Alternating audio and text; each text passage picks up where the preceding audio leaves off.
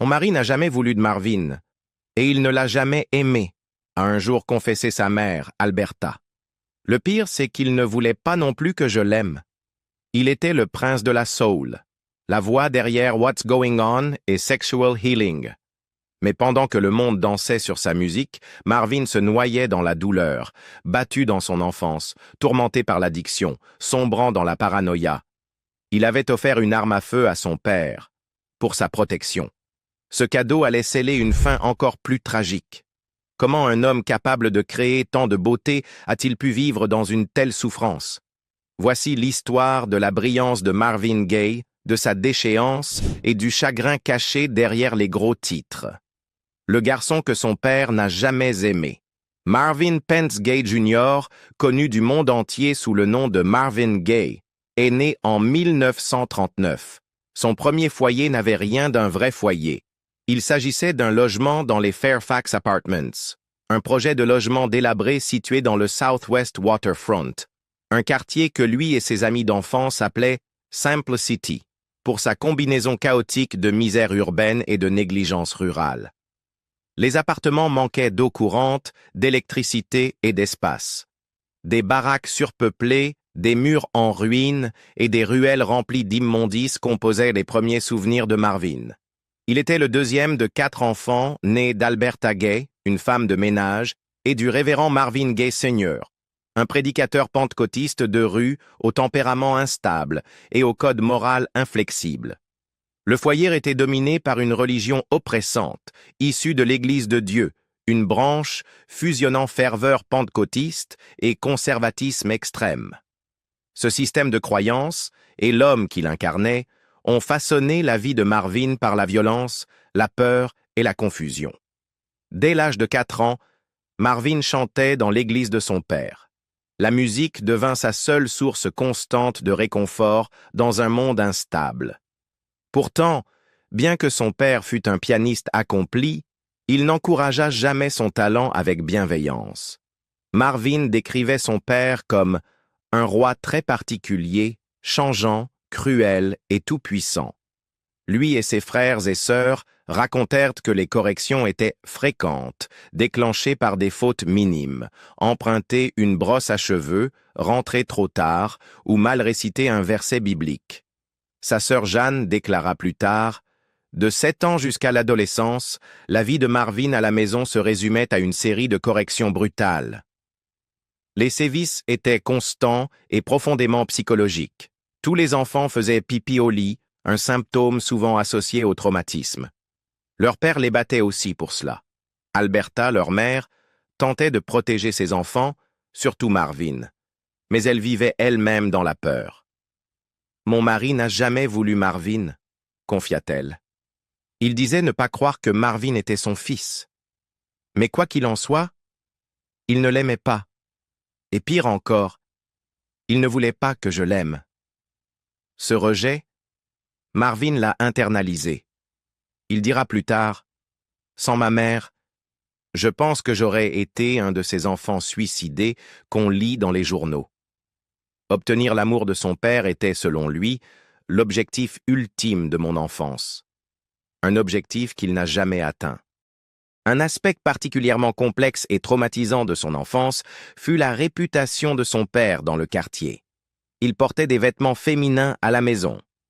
En public, Marvin Sr. restait une figure religieuse stricte, mais cette double vie déstabilisait et humiliant son fils, surtout dans une époque profondément homophobe et conservatrice. Cette contradiction nourrit chez Marvin un profond conflit autour de la masculinité, de la honte et de l'identité. Le fardeau psychologique s'alourdissait avec les moqueries des enfants du quartier qui se moquaient de son nom de famille et chuchotaient sur les comportements de son père. Marvin finira par ajouter un « E » à son nom, devenant Marvin Gaye, à la fois pour imiter son idole Sam Cooke et pour symboliquement couper les ponts avec son père. Sa scolarité fut instable. Il fréquenta les écoles Cefax Elementary et Randall Junior High, où il se distingua pour la première fois en rejoignant le Glee Club. Mais même en dehors du foyer, les conflits le poursuivaient. Au début des années 1950, la famille emménagea dans une autre cité HLM, les East Capitol Dwellings, marquée elle aussi par la pauvreté et la violence. Sa seule échappatoire, c'était la musique. À l'adolescence, il chantait dans des groupes de doo-wop comme les Deepers ou les DC Tones. La musique n'était pas un simple passe-temps, c'était une bouée de sauvetage. Pourtant, la vie à la maison restait si insupportable que son père le mettait régulièrement à la porte. En 1956, à 17 ans, Marvin abandonna l'école et s'enrôla dans l'armée de l'air américaine. Il espérait y trouver un sens, une structure, mais il n'y trouva qu'une autre forme d'autorité étouffante. Affecté à des tâches subalternes, loin de sa passion pour l'aviation, il devint vite désillusionné. Marvin simula alors une maladie mentale pour être réformé. Son évaluation militaire fut sans appel. Le soldat gay ne supporte ni la discipline ni l'autorité. C'est à cette époque qu'il aurait perdu sa virginité avec une prostituée, un détail que certains biographes interprètent comme révélateur de sa confusion autour de l'intimité, du plaisir et de la culpabilité, alimentée par son éducation religieuse stricte et les abus émotionnels subis. Le musicologue espagnol Luis Lapuente explique « Cela éclaire l'obsession permanente de Marvin pour le sexe qu'il portait avec un profond sentiment de culpabilité. » De retour à Washington, D.C., Marvin reprit sa carrière musicale avec détermination. À la fin des années 1950, il rejoignit les New Moon Glows, un groupe de doo-wop dirigé par Harvey Fuqua, et déménagea avec lui à Détroit. Là, son talent brut attira l'attention, jusqu'à ce qu'il rencontre Berry Gordy Jr. de Motown. Mais les fantômes de son enfance ne le quittèrent jamais. Sa douleur ne disparut pas. Elle changea simplement de forme. Même après avoir connu la gloire mondiale avec des titres comme What's Going On, Let's Get It On ou Sexual Healing, Marvin Gaye portait toujours le poids de ses blessures. Quand le désir devient ténèbres. La vie amoureuse de Marvin Gaye fut aussi complexe, controversée et tragique que la musique qu'il a créée. Derrière les grooves envoûtants de Let's Get It On et la vulnérabilité sensuelle de Sexual Healing, se cachait un homme en conflit permanent avec ses désirs, ses croyances et ses démons. Les relations de Gaye furent marquées par des traumatismes précoces et une profonde insécurité. Sa première grande histoire d'amour fut avec Anna Gordy, sœur du fondateur de Motown, Berry Gordy. Ils commencèrent à se fréquenter en 1960, malgré 17 ans de différence d'âge. Marvin avait 21 ans, Anna en avait 38. Ils se marièrent en 1963, au moment où Gaye connaissait une ascension fulgurante chez Motown. Mais leur union était orageuse. Gaye décrivait Anna comme à la fois sa muse et sa bourreau, tandis qu'Anna aurait été physiquement et verbalement violente. Gaye, à son tour, aurait répondu par sa propre violence. L'infidélité gangrena leur mariage des deux côtés, et au début des années 1970, leur relation s'effondrait. L'un des épisodes les plus troublants survint en 1965, lorsque Denise Gordy, nièce d'Anna, âgée de 16 ans, donna naissance à un garçon, Marvin III. Officiellement, l'enfant fut adopté par Anna et Marvin. Cependant, plusieurs biographes, dont Michael Eric Dyson, affirment que Marvin était en réalité le père biologique de l'enfant et que Denise aurait été sollicitée pour porter un enfant pour le couple, Anna se croyant stérile. Sur le plan légal et éthique, l'affaire soulève de graves préoccupations. Marvin avait environ 26 ans, Denise était mineure, aucune accusation criminelle ne fut jamais déposée et la vérité resta cachée pendant des décennies. Après sa séparation d'Anna, Gaye rencontra Janice Hunter, âgée de 17 ans, en 1973 alors qu'il enregistrait Let's Get It On. Gaye avait 33 ans. La mère de Janice, Barbara, aurait encouragé la relation. Ils emménagèrent ensemble dans une cabane à Topanga Canyon, en Californie. Janice tomba vite enceinte de leur fille Nonna, puis de leur fils Frankie. Le divorce entre Marvin et Anna fut prononcé en 1977 et il épousa Janice la même année. Mais ce mariage était loin d'être sain. Gay devint possessif et manipulateur. Selon Janice et la mère de Marvin, Alberta, Marvin aurait incité Janice à avoir des rapports avec d'autres hommes, exigeant ensuite qu'elle lui raconte les détails les plus intimes pour nourrir ses fantasmes et entretenir une spirale d'autodestruction émotionnelle. Alberta déclara « Il voulait que Janice aille avec d'autres hommes, puis il souffrait des conséquences. Il voulait souffrir. » La violence persista. Comme Anna avant elle, Janice subit les abus physiques de Marvin, des violences que biographes et critiques interprètent comme issues d'une haine de soi profondément enracinée. Le critique musical Robert Christgau écrivit que Marvin en venait à mépriser les femmes pour les choses perverses qu'il les forçait à faire. Avant même ses 21 ans, Janice aurait été poussée dans des aventures avec Rick James, Frankie Beverly et Teddy Pendergrass, des relations encouragées ou tolérées par Gay.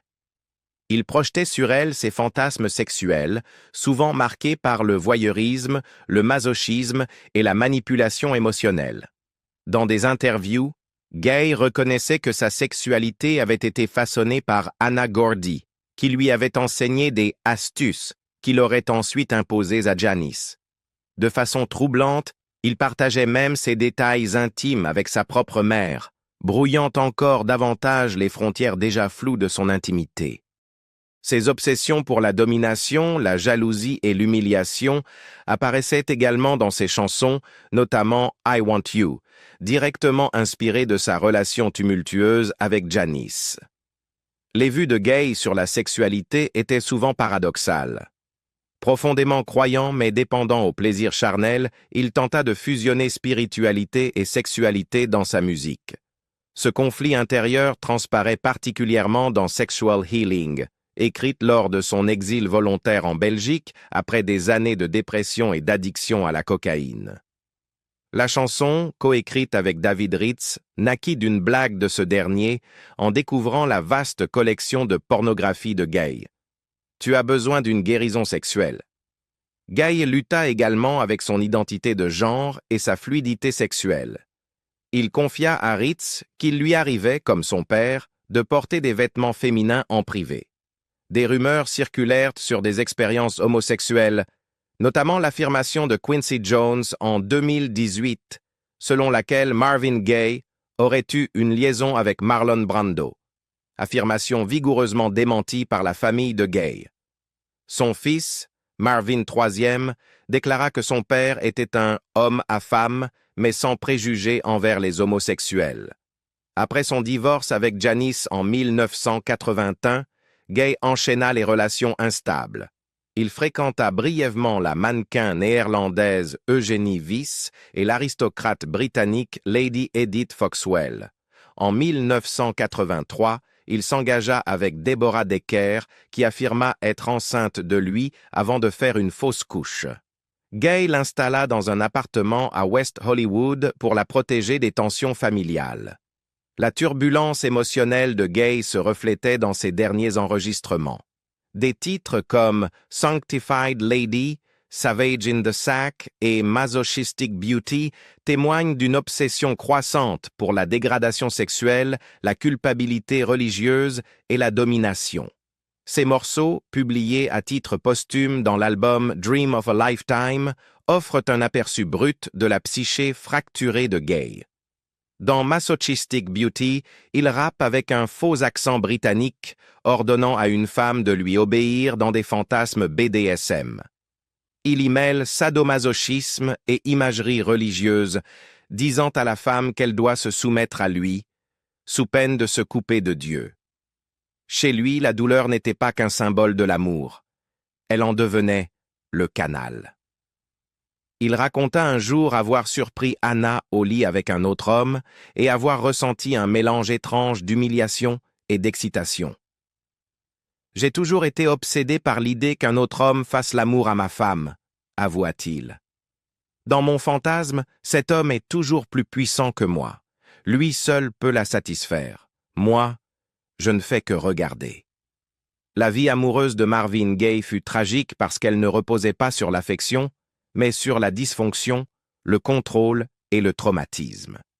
Qu'il s'agisse de relations inappropriées avec des mineurs, de secrets d'adoption, de violences domestiques ou de culpabilité religieuse refoulée, Gay resta prisonnier d'un cycle destructeur qui finit par le consumer. Perdre le contrôle.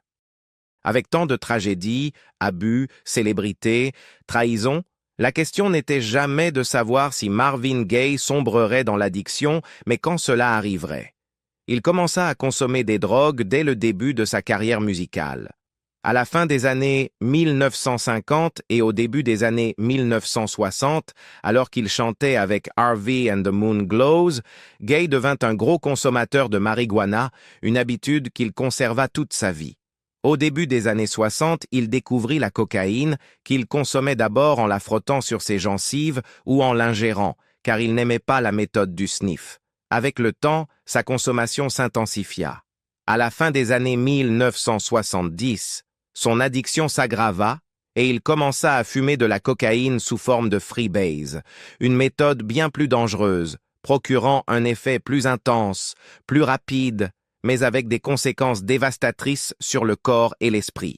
On rapporte également qu'il consommait du PCP ou poussière d'ange, une drogue hallucinogène connue pour provoquer de fortes dissociations et des épisodes de paranoïa aiguë. Pendant cette période, sa carrière professionnelle se poursuivait, mais sa vie personnelle s'effondrait. Il devait faire face à un mariage en ruine, à des dettes fiscales et à des procès pour pension alimentaire. Ses problèmes financiers l'ont contraint à l'exil en Europe, principalement à Londres, puis à Ostende, en Belgique. Là-bas, sous la tutelle du promoteur Freddy Kousaert, Gaye connut une brève période de sobriété.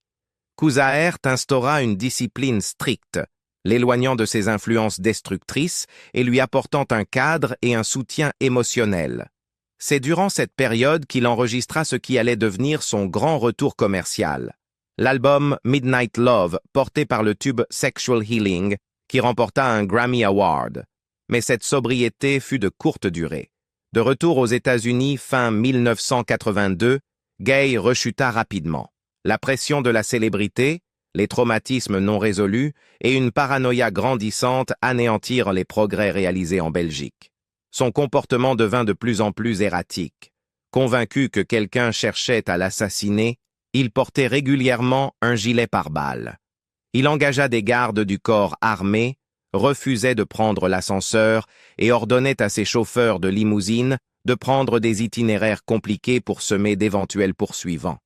Il affirma même avoir été empoisonné, allant jusqu'à convoquer une conférence de presse pour le révéler, déclarant avoir engagé un avocat pour enquêter.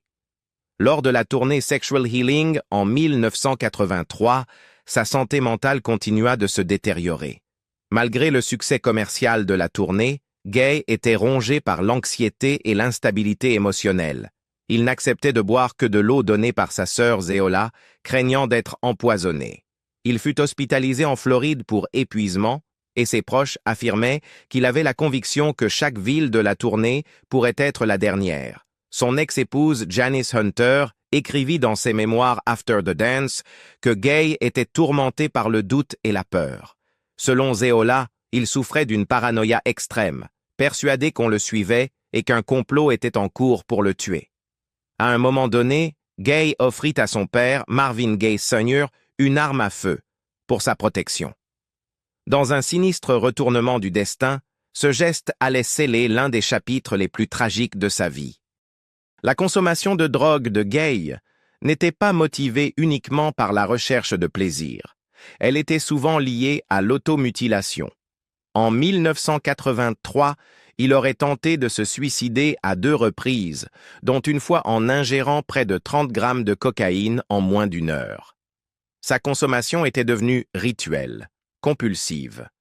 Selon le magazine Ebony, Gaye alternait entre la lecture des écritures et des lignes de cocaïne, une juxtaposition qui illustrait l'extrême dualité qu'il habitait. Un homme perpétuellement déchiré entre la quête du salut spirituel et l'appel de l'autodestruction. L'arme qu'il avait offerte est devenue sa sentence de mort. Et le jour arriva enfin. Une perte si tragique, si intime, que personne n'aurait pu imaginer une fin pareille. La mort de Marvin Gaye, le 1er avril 1984, demeure l'un des événements les plus choquants et tragiques de l'histoire de la musique. Après un exil volontaire en Europe au début des années 1980, Marvin retourna vivre chez ses parents, au 2000 un South Gramercy Place à Los Angeles, pour s'occuper de sa mère Alberta, alors en convalescence après une opération des reins. Bien qu'il ait lui-même acheté cette maison une décennie plus tôt, ses relations avec son père restaient tendues et explosives. À la fin de l'année 1983, les conflits s'intensifièrent. Les disputes étaient fréquentes et Marvin commença à accumuler des armes à feu. 4 jours avant sa mort, il aurait tenté de se suicider en sautant d'une voiture en marche. Son état mental et émotionnel était gravement détérioré. Selon sa sœur Jeanne, il était obsédé par la mort et confiait à ses proches qu'il ne pouvait plus continuer. Le 1er avril 1984, une dispute éclata à propos d'une lettre d'assurance égarée. Les parents de Marvin se disputaient violemment et il intervint pour protéger sa mère. Lorsque son père monta à l'étage en criant, Marvin l'agressa physiquement, le bousculant, le frappant, le rouant de coups. Alberta raconta plus tard, « Marvin l'a frappé, j'ai crié pour qu'il arrête. Il a donné de violents coups de pied à mon mari. » Après avoir été séparé par Alberta, Marvin Sr. se rendit dans sa chambre, récupéra le pistolet que son fils lui avait offert, puis revint dans la chambre de Marvin. À 12h38, il tira une balle en pleine poitrine de son fils, transperçant son cœur. Il tira ensuite une seconde balle à l'épaule. Alberta fut témoin de la scène et hurla. Marvin s'effondra, glissa du lit et mourut quelques instants plus tard. Il fut déclaré mort à 13h01 au California Hospital Medical Center. Il allait avoir 45 ans le lendemain. Frankie Gaye, le frère de Marvin, accourut dans la maison après avoir entendu les coups de feu. Il trouva Marvin en train de saigner, mourant. Dans ces derniers instants, Marvin lui aurait murmuré « J'ai eu ce que je voulais. Je n'ai pas pu le faire moi-même, alors je l'ai laissé faire. C'est bien. J'ai couru ma course, il ne me reste plus rien. » La suite fut tout aussi déchirante. Marvin Sr. resta assis calmement sur le perron après avoir tiré. Il fut ensuite arrêté. Au policier, il déclara avoir agi en état de légitime défense et affirma qu'il ignorait que le pistolet était chargé. Lorsqu'on lui demanda s'il aimait son fils, il répondit « Disons que je ne le détestais pas. » L'enquête révéla de nombreux hématomes sur le corps de Marvin Sr., corroborant sa version des faits, selon laquelle il avait été agressé physiquement. En raison de son âge, de l'altercation et d'une tumeur cérébrale diagnostiquée, l'accusation de meurtre avec préméditation fut réduite à homicide volontaire. Il plaida no contest, écopa d'une peine de 6 ans avec sursis et de 5 années de probation. Il termina ses jours dans une maison de retraite et mourut d'une pneumonie en 1998. Marvin Gaye fut incinéré et ses cendres dispersées dans l'océan Pacifique. Plus de 10 000 personnes assistèrent à ses funérailles. Stevie Wonder chanta et Smokey Robinson prononça son éloge funèbre. Marvin fut inhumé vêtu d'un costume militaire blanc et or, celui de sa dernière tournée, enveloppé dans une cape d'hermine. Au moment de sa mort, Marvin n'avait pas rédigé de testament. Il devait plus de 1 600 000 $ au fisc et près de 300 000 $ à son ex-femme, Anna Gordy. Ses enfants héritèrent de sa succession, mais les batailles juridiques entre Motown et CBS autour de ces enregistrements inédits durèrent encore des années. La tragédie ne s'arrêta pas avec la mort de Marvin. Sa mère Alberta divorça de Marvin Sr. 3 ans plus tard, puis mourut d'un cancer des os en 1987. Frankie, qui avait tenu Marvin dans ses bras à ses derniers instants, succomba à une crise cardiaque en 2001. Après sa disparition, de nombreuses personnes proches de lui, dont ses frères et sœurs, crurent que ce meurtre était une forme de suicide assisté. Ils évoquèrent des années de comportement suicidaire et la conscience aiguë qu'avait Marvin du tempérament explosif de son père. Le garde du corps Andrew White déclara « Il voulait mourir, mais ne pouvait pas le faire lui-même. Il a laissé son père s'en charger. » Le monde de la musique fut profondément ébranlé par sa perte. En 1987, Marvin Gaye fut intronisé au Rock and Roll Hall of Fame. Son influence continue de transcender les générations. Son dernier album, Midnight Love, et notamment Sexual Healing, annonçait une renaissance artistique et laissait entrevoir tout ce qu'il aurait encore pu créer. Malgré les drames et la destruction, l'art de Marvin Gaye reste intemporel. Son œuvre fusionne profondeur spirituelle, vulnérabilité brute et urgence politique. Pourtant, cette même intensité émotionnelle qui animait sa musique annonçait aussi sa fin tragique. Il nous a offert « What's Going On ». Mais nous sommes-nous jamais réellement demandé qu'est-ce qui se passait en lui? Derrière cette voix douce et ces chansons éternelles, il y avait un homme en souffrance qui cherchait une paix qu'il n'a jamais vraiment trouvée. Pensez-vous que c'est la célébrité, la famille ou la peur qui a détruit Marvin Gaye? A-t-il jamais été compris de son vivant?